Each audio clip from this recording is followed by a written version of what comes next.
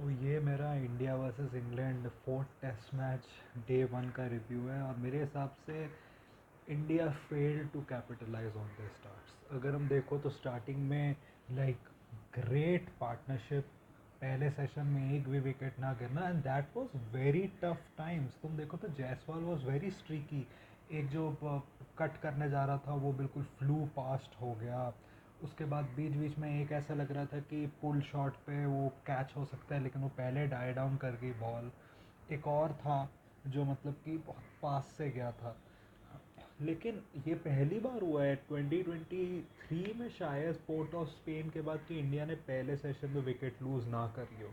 और ये पहली बार हुआ कि इंग्लैंड को ओल्ड ट्रैफर्ड में विकेट ना मिली हो पहले सेशन में सिंस 2015। मेरे हिसाब से स्टार्ट बहुत अच्छी थी, 74 की पार्टनरशिप, 94। लेकिन फिर सीधे केएल का आउट हो जाना, मे बी वो एंगल नहीं पढ़ पाया, वो एंगल के वजह से थोड़ा सा डिसीव हो गया।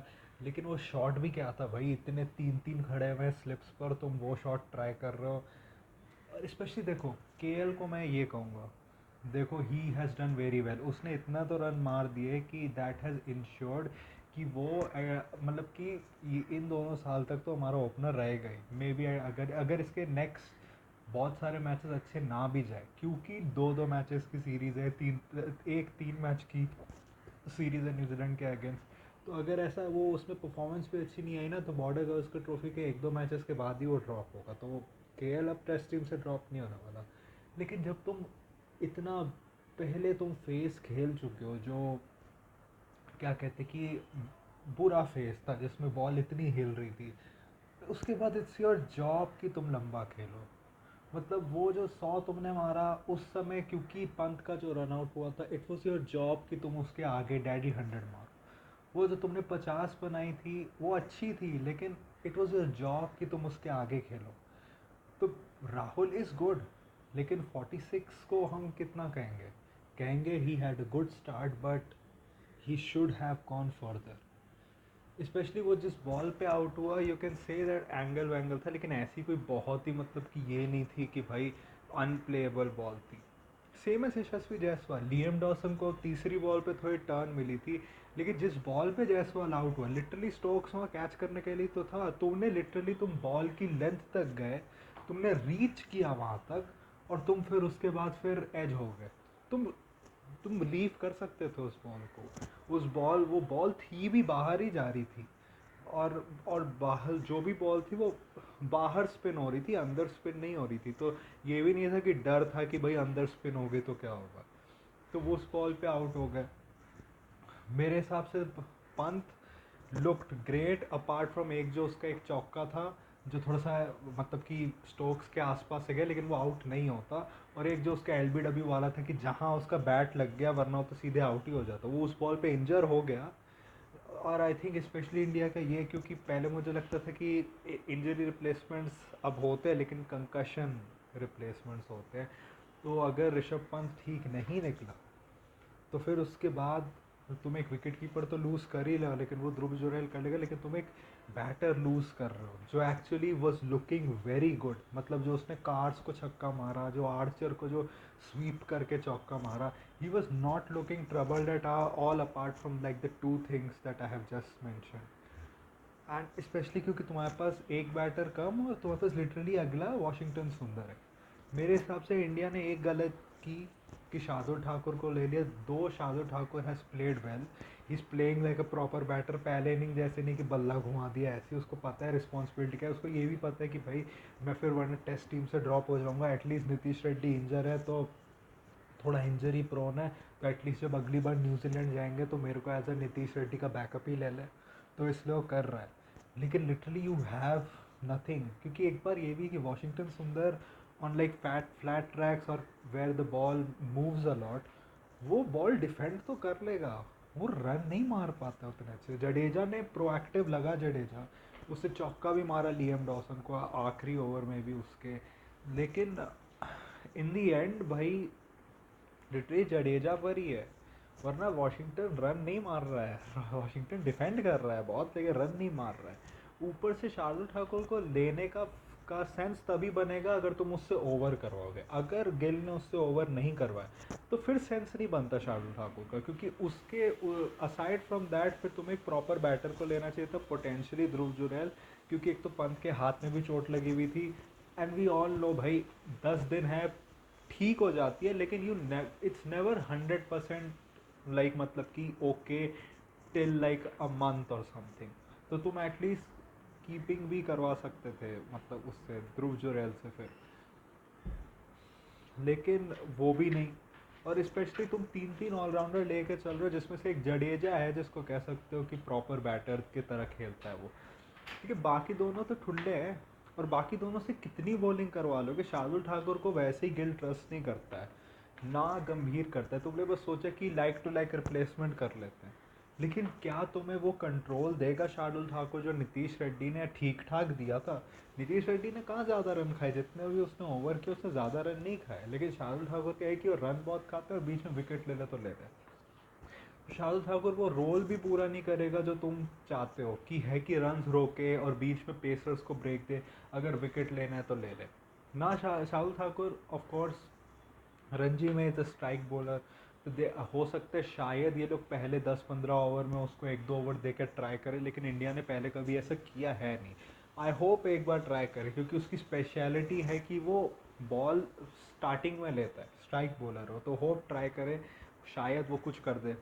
क्योंकि शार्दुल ठाकुर बाद में अगर बॉलिंग करे विकेट ले रहे तो वो लक की बात है, और वो है कि मतलब कि आज उसका दिन है, वरना नहीं।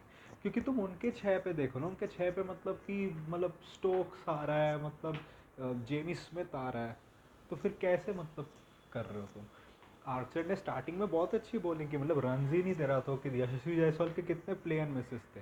और जायसवाल से मैं डिसअपॉइंटेड हूँ, तुम आज स्ट्रीकी दिखे, still you played against your will. तुमने इतना डिफेंड किया, उसके बाद तुमने 60 भी मार ली, लेकिन फिर उसके बाद तुम्हारी जॉब है कि तुम 100 मारो, लेकिन एटलीस्ट तुम्हें उतनी स्क्रूटनी नहीं मिल रही, क्योंकि at least you played with in your self, कोई घटिया शॉट मार के आउट नहीं हुए। लेकिन स्टिल यार इतने स्ट्रीकी थे तुमने अपने मतलब कि नेचुरल गेम के अगेंस्ट खेला, फिर आउट हो जाना, स्पेशली जब कंडीशंस बेटर हो गई थी। सुदर्शन का भी यार यू प्लेड सो वेल, वो जो एक लेग ऊपर करके जो वो पुल शॉट मार रहा था वो इतना अच्छा लग रहा था यार बैटिंग करते हुए, ये नहीं लग रहा था जैसे केल होके तो ओह माय गॉड क्लासी ऐसे करके, he look like he is bare bones cricketer जो धीरे धीरे और बेटर होगा। लेकिन यार सुदर्शन ने वो चीज़ कर दी जो करुण ने 6 इनिंग में नहीं कर पाया, मतलब 50 मारना। उसने 60 तो मारी, लेकिन लोगों को ये भी देखना चाहिए उसने 150 से ज़्यादा बॉल्स खेली है, उसने टफ फेजेस को बीट किए हैं। और मतलब जब विकटें जल्दी जल्दी गई है केएल राहुल और ये जायसवाल की, उसने मतलब कि गिल तो भाई पता नहीं, ये गिल स्टार्टिंग में इतना अच्छा लग रहा था, भाई वो बॉल छोड़ने वाली थी नहीं, एक तो बॉल उस लेंथ की नहीं थी कि तुम छोड़ो, it was much more Fuller. और ऊपर से वो इतनी पास में तो थी कि अगर तुम छोड़ते भी ना तो बहुत क्लोज होता वो, अगर वो सीधी भी जाती तो, ऐसा तो था नहीं। तो आई फेल्ट कि व्हाट वाज दैट, मतलब क्या था वो। और स्टोक्स को तुम्हारे ऊपर मिल गया, पिछले मैच में भी उसने सेलिब्रेट किया था, इस मैच में भी तुम्हें सेंड ऑफ दिया कि बड़ा प्रेस कॉन्फ्रेंस में ये वो। I very disappointed in Gill कि वो नहीं था करने का। उनको कहो कि कार्स के अलावा every one was on point, मतलब वोक्स ने तो बैट ही तोड़ दिया, फिर पंत को तो इंजर कर ही दिया, उसको विकेट भी मिल गया, every one was on point, ऐसा कोई नहीं था जो नहीं। और स्पेशली वोक्स और स्टोक्स ने ये किया जो टीम को रिक्वायर्ड था, भाई 10 ओवर का स्पेल ऑन द ट्रॉट डालना, तो पता है 5 ओवर डालना इतना मुश्किल होता है, 10 ओवर में भाई लोगों की इंजर हो जाएंगे लोग, वो किया उन्होंने टीम के लिए। स्पेशली सुदर्शन क्या जा रहा था, लास्ट के आधा घंटा कुछ बचा है, उसमें बॉल थोड़ी सी ऊपर आई, तुम पुल शॉट के लिए जा रहे हो, टॉप एज हो गए, जबकि वहाँ फील्डर है लिटरली वो तुम्हें उस प्लान से डाल रहा है। आर्चर ने 1-2 बार तंग किया, स्टार्टिंग में जायसवाल 1-2 बार तंग हुआ, बाद में थोड़ा बहुत तंग हुआ, लेकिन उतना कोई वर्क नहीं कर रहा था वो, तो उन्होंने लिटरली उसको एक नथिंग सी बॉल पे विकेट दे दिया। स्पेशली जब तुम इतने अच्छे लग रहे थे यार, कितना सही होता अगर 100 होता तुम्हारा तो। लेकिन अब इन दी एंड यही है कि पंत एक तो इंजरी इसलिए भी ना हो क्योंकि भाई एक तो पंत खुद इतने बड़े एक्सीडेंट के बाद है, दूसरा ये भी पिछले मैच में हाथ पे लग गई, इस मैच में पैर पे लग गई। इतना तो मुझे पता है अगर पंत मतलब खुद को अगर वो टेक आउट नहीं भी हुआ तो कीपिंग तो नहीं कर पाएगा भाई, इसके साथ कैसे करेगा कीपिंग भाई। और दूसरा ये भी कि भाई जैसे शास्त्री ने कहा, भाई पंत का पेन का बहुत बड़ा वो है लेवल, तो बहुत ज़ोर की ही लगी होगी कि वो रिटायर्ड हर्ट हुआ है। मतलब इसलिए भाई ध्रुव जोरेल को खिलाना चाहिए था, क्योंकि तुम अपने नंबर्स भी चेक करो नीचे के भाई, उनकी कितनी एवरेज है, उनके 6-7 की, हमारी कितनी एवरेज है 6-7 की। लिटरली इसके बाद बस वॉशिंगटन है। इंडिया का यही है, इंडिया को कई से 400 पहुंचना पड़ेगा, क्योंकि एटलीस्ट तुम 400 पे पहुंचोगे, यू हैव अ मैच। 400 के नीचे जितना भी स्कोर होगा ना, मेरे हिसाब से then you are just playing catch up to England, then you are just playing catch up, you are doing nothing, you are just playing catch up to them. And ये भी यहाँ से तुम 300 भी पहुँचे, पता नहीं, भी आते आते पता नहीं शार्दुल आउट हो जाए, वॉशिंगटन आउट हो जाए, हम पता नहीं 300 के भी लाले पड़ जाएंगे। क्योंकि देखो अंशुल कंबोज ने डोमेस्टिक लेवल पे 100 मारा है, उसने इंग्लैंड ए के अगेंस्ट भी मारा था, लेकिन उस समय कंडीशंस कैसी थी, अच्छी थी। और पता नहीं ना, ये लोग पता नहीं डोमेस्टिक में 100 मार ले, फिर जब वो इंटरनेशनल लेवल पे आते तो इनसे बैट नहीं पकड़ा जाता। हर्षित राणा का दुलीप ट्रॉफी में 100 था, उसको हम एज एन ऑलराउंडर खिला रहे थे पहले मैच में, क्या किया उसने, कुछ नहीं। लिटरली अब हर्षित राणा को कोई ऑलराउंडर नहीं बुलाता है, सब उसको बॉलर जैसे ट्रीट करते हैं। लोगों को वही था कि ये तो हर्षित राणा तो कैसे हार्दिक पांड्या का रिप्लेसमेंट, या फिर जो हमें 8 नंबर पे जो चाहिए था ऑलराउंडर वो होगा। अब लिटरली कितना आधा साल भी नहीं लगा, वो थिंकिंग ही चेंज हो गई कि हर्षित राणा बस बॉलर है। तो यू नेवर नो कि कैसा होता है इस लेवल पे आगे क्या होता है। और हमारे तो तीनों नीचे वाले बैट भी नहीं पकड़ पाते, वो तो सिचुएशन बहुत डायर होती है तो इनके अंदर का निकल जाता है, वरना तो ये लोग बस जाके बैट घुमा देते हैं, ऐसा लगता है कि भाई आग पे चल रहे हैं ये लोग। पता नहीं, इंडिया ये कह सकते हो कि test match is slightly in favour of England, क्योंकि पंत इज रिटायर्ड हर्ट। क्योंकि वरना अगर विकेट्स देखो तो 4 ही गिरी, तो 4 गिरी है, तो उसमें मतलब कि तुम्हारे पास टेक्निकली बैट्समैन अच्छे खास, तुम्हारे पास मतलब 2 तो ऐसे ही हैं, उसके बाद तुम्हारे पास एक इंश्योरेंस है वॉशिंगटन सुंदर, और पंत भी है। तो बस 4 बैट्समैन है, एक आउट भी हो जाए जल्दी तो 3 बैट्समैन है, लेकिन अगर पंत नहीं है तो 2 ही है अगर आउट हो जाए। और उसके बाद तुम में से कोई एक हो गया तो हमारी टेल है जो पता नहीं बस एंड में जो हारा हुआ मैच होता है उसको एक्सटेंड कराने के लिए कर लेती है, वरना उनसे नहीं होता कुछ। तो slightly in favour of England, hope Pant मतलब कि ठीक हो जाए, उसको ज़्यादा कुछ लगी नहीं, और टेस्ट मैच के हिसाब से भी, टेस्ट सीरीज़ के हिसाब से, अगर उसके खुद की पर्सनल हेल्थ के हिसाब से भी, ही डजंट डिज़र्व कि इतना सब कुछ उसके साथ गलत हो।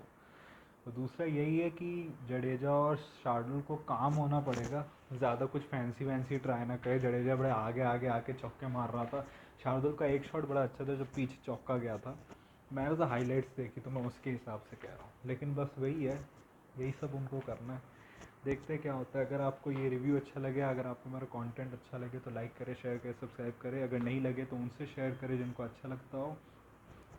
And follow me on my social media accounts, which are my Twitter/X account and my Instagram account. Those links are in the description, so go follow me on that. My UPI ID link, which is shareboy@okicici, is also in the description, so go donate any amount of money which you can, which can help me make YouTube a permanent career option. So that was it for me for today. So thank you, goodbye, alvida.